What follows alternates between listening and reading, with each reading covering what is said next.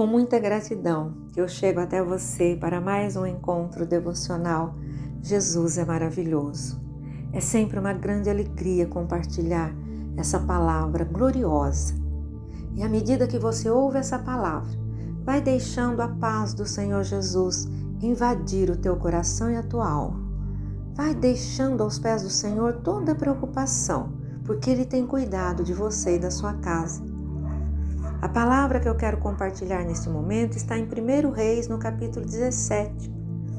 Conta a história, dos reis de Israel, dos reis de Judá. 1 e 2 Reis, são livros históricos muito maravilhosos que nos trazem ensinamentos espirituais muito profundos. E aqui no capítulo 17 de 1 Reis, nós vemos uma história de provisão. Por que eu falei para você descansar a sua alma? Nós estamos numa pandemia, muitas pessoas estão preocupadas, Muitos estão até passando por necessidades e é natural a preocupação humana. Por isso esse capítulo aqui nos ensina a confiar na provisão do Senhor. Então vai abrindo o seu coração. O profeta Elias, ele chegou diante do rei Acabe, que foi um dos reis de Israel, e ele falou para o rei Acabe que era para ele se preparar porque iria faltar chuva na terra. O versículo 1 do capítulo 17 é esse o recado que Elias leva, mas não era um recado de um falso profeta, era o recado de um profeta do Senhor. Ele chegou diante do rei de Israel, a maior autoridade da nação, e ele falou assim: olha, vai faltar chuva, nem orvalho se verá na terra, a não ser quando Deus determinar e me mandar aqui até você para falar assim: olha, agora vai chover. E você que conhece a história, você que não conhece vai ler depois o capítulo 17, o capítulo 18 de 1 Reis, ficou 3 anos e meio sem chover sobre a terra. E aí o que acontece? Não chove, os rios secam, não chove, as plantas não nascem, não chove, os animais morrem e acaba faltando alimento. E houve uma fome muito grande nessa época. Só que para aquele que teme ao Senhor, que serve ao Senhor, o profeta Elias era um servo do Deus Altíssimo. Nunca vai faltar a provisão. E Deus preparou para o profeta. O Senhor chamou o profeta e falou assim: levanta-te, se esconde lá perto do rio de Querite. Você vai beber da água do rio e eu vou ordenar aos corvos que venham te sustentar todo dia. E assim foi. O profeta foi para lá, uma situação bacana, tranquila. A palavra de Deus diz que os corvos traziam pão e carne para ele e ele bebia da água do rio.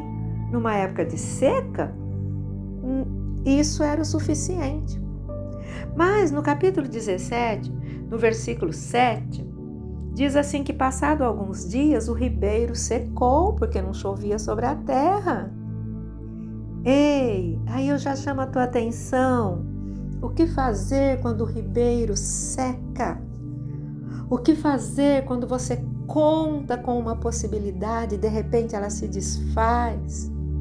O que fazer quando você faz uma programação, um projeto e de repente ele se dissolve e não acontece? O ribeiro secar-se, querido, significa as frustrações que nós enfrentamos muitas vezes e ficamos tristes, muitas vezes preocupados.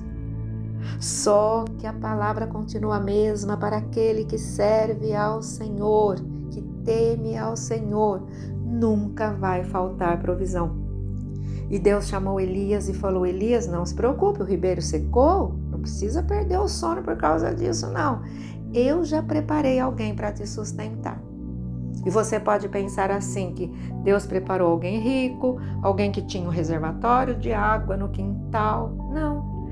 O Senhor falou para o profeta: eu já designei, eu já ordenei a uma viúva que te sustente, uma mulher viúva, queridos. Uma mulher viúva e com um filho para cuidar num tempo de seca. Só que Elias obedeceu e foi até aquela mulher em Sarepta, que ficava em Sidom. E aí ele encontrou a mulher que o Senhor havia mostrado. E ele falou assim, me traz um pouco d'água. Ela trouxe. Ele bebeu a água.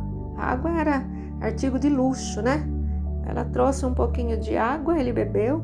Aí ele falou, agora me traz um pedaço de pão. Aí ela pegou e falou assim, no versículo 12, vive o Senhor teu Deus, que nem um bolo eu tenho. Eu tenho tão somente um punhado de farinha numa panela e um pouco de azeite numa botija. Você vê, eu estou aqui apanhando 2 cavaquinhos de lenha, vou fazer um pão para mim e para o meu filho e depois disso nós vamos esperar a morte, porque nós não temos mais nada. Amados, na época de crise nós temos falado, é o melhor momento para se semear na vida do próximo e na obra de Deus. Elias era um homem de Deus, um profeta do Senhor. E quando nós semeamos na vida de um homem de Deus, de um profeta do Senhor, nós estamos semeando para a nossa própria prosperidade. Eu costumo dizer, quando eu chego nesse capítulo, que é uma oportunidade de nós recebermos a bênção da prosperidade pelo princípio da honra. Quando ele pediu o pão, aquela mulher podia ter entrado para dentro, fechado a porta, batido a porta na cara dele e falado, não, eu vou garantir mais 1 ou 2 dias de vida para mim e para o meu filho. E Elias foi mais longe ainda. Ele falou assim, não tenha medo, faz conforme você falou, mas faz primeiro para mim um bolo pequeno e me traz aqui. Depois você vai fazer para ti e para o meu filho. Que ousadia! Um explorador de viúvas, diriam as pessoas nos dias de hoje. Mas na realidade era a provisão que Deus estava trazendo, não apenas para o profeta, mas também para aquela viúva. Ele estava dando a oportunidade para aquela mulher viúva honrar o homem de Deus. E aí ele veio a palavra profética, porque assim diz o Senhor de Israel, a farinha da panela não se acabará e o azeite da botija não faltará, até o dia em que o Senhor traga chuva sobre a terra. Aquela mulher creu na palavra do profeta. Queridos, em 2 Crônicas 20, tem um versículo que diz, crede no vosso Deus e estareis seguros, crede nos vossos profetas e prosperareis. Aquela mulher creu. Ela não chamou Elias de charlatão, de ladrão, de explorador de viúvas e de órfão, mas ela entrou para dentro e o versículo 15 diz que ela fez conforme a palavra de Elias. E assim comeu ela, ele e a casa dela muitos dias. Olha só a bênção da prosperidade, da multiplicação, pelo princípio da honra, pelo princípio da obediência. O versículo 16 diz, da panela a farinha não se acabou e da botija o azeite não faltou, conforme a palavra do Senhor que falara pelo ministério de Elias. Você quer ter a bênção da provisão de Deus nesse momento de crise? Comece a exercitar o princípio da honra e da obediência, porque essa palavra é para você. Da panela a farinha não se acabará e nem o azeite da botija, significa não faltará na sua mesa, na sua casa, na sua família, porque a bênção se estende para a sua família, o alimento e a provisão. Se você continuar lendo o capítulo, você vai ver que passou alguns dias, o filho daquela mulher ficou doente e morreu. Mas ela chamou o profeta Elias novamente e o profeta veio, orou por aquele menino e aquele menino ressuscitou. Aquela mulher, quando ela obedeceu a palavra do profeta, quando ela entendeu que era um homem de Deus lhe pedindo alimento numa época que ninguém tinha nada, ela trouxe a bênção da fartura sobre a mesa dela e a bênção da vida e da saúde na vida do filho dela.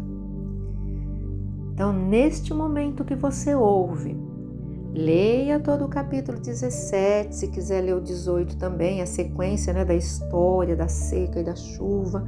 Mas o que nos interessa nessa reflexão é o capítulo 17.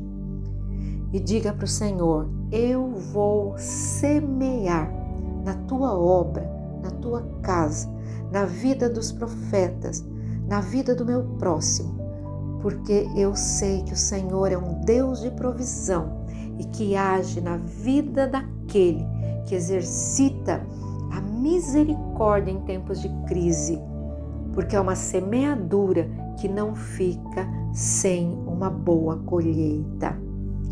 Deus abençoe você, sua casa e a sua família. E se essa palavra te edificou, compartilha com aqueles que você ama, para que nesse momento de crise, todos nós sejamos abençoados pelo princípio da honra e da obediência. Em nome de Jesus.